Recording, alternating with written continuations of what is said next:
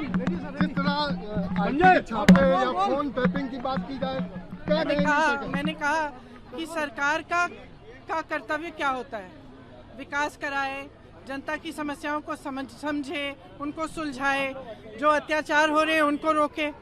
इसके बजाय ये सरकार लोगों के फोन टैप करने के लिए बैठी हुई है।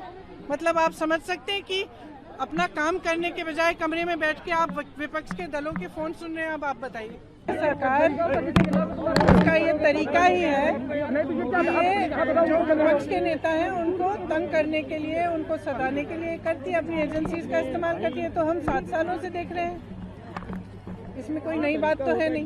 बहुत स्पष्ट है, चुनाव के समय विकास की बात होनी चाहिए।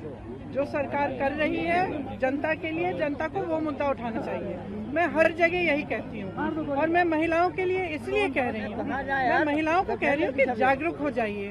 अगर आपको राजनीति बदलनी है, ये जो सांप्रदायिकता और जातिवाद की राजनीति है, एक ही चीज है, ये जनता को गुमराह करने वाली राजनीति है। ये बात है कि चुनाव के समय आएंगे, नेताओं को मालूम है कि हमसे कोई कुछ पूछेगा ही नहीं, हमसे किसी ने पूछना नहीं है कि तुमने नल नहीं लगाया, तुमने सड़क नहीं बनाई, तुमने अस्पताल नहीं दिया, तुमने स्कूल नहीं दिया, ये तो किसी ने पूछना नहीं है। अगर हम इसी सांप्रदायिक लाइन पे चले रहेंगे तो मेरी सिंपल बात ये है कि आप नेताओं को मजबूर करिए कि आप विकास के मुद्दों पे बात करें। जब एक नेता को ये एहसास हो जाता है कि मुझे कुछ करने की जरूरत नहीं है, चुनाव के समय मैं जातिवाद सांप्रदायिक बातें कर लूंगा, मैं जीत जाऊंगा, तो काम क्यों करेगा भाई? तो मेरी स्पष्ट लाइन यही है।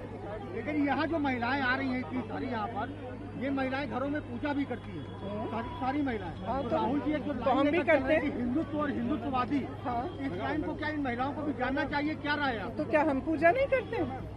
ये सरकार अपनी एजेंसियों को ऐसे ही इस्तेमाल करती है, जहाँ भी जब भी चुनाव आता है किसी न किसी को प्रताड़ित करते हैं। आपको लगता है अखिलेश यादव को प्रताड़ित किया जा रहा है? देखिए, डिटेल्स मुझे नहीं मालूम उनके केस के, लेकिन ये मुझे जरूर मालूम है कि जो केंद्र की सरकार है वो इन एजेंसियों का दुरुपयोग करती है। ये मुझे अच्छी तरह से मालूम है। इसमें सबसे बड़ी शक्ति है महिला। अपनी शक्ति पहचान के एकजुट हो जाए ना, तो राजनीति बदल देगी और देश भी बदल देगी। जिस तरह छापे या फोन टैपिंग की बात की जाए, क्या मैंने कहा कि सरकार का कर्तव्य क्या होता है, विकास कराए, जनता की समस्याओं को समझे, उनको सुलझाए, जो अत्याचार हो रहे हैं उनको रोके। इसके बजाय ये सरकार लोगों के फोन टैप करने के लिए बैठी हुई है।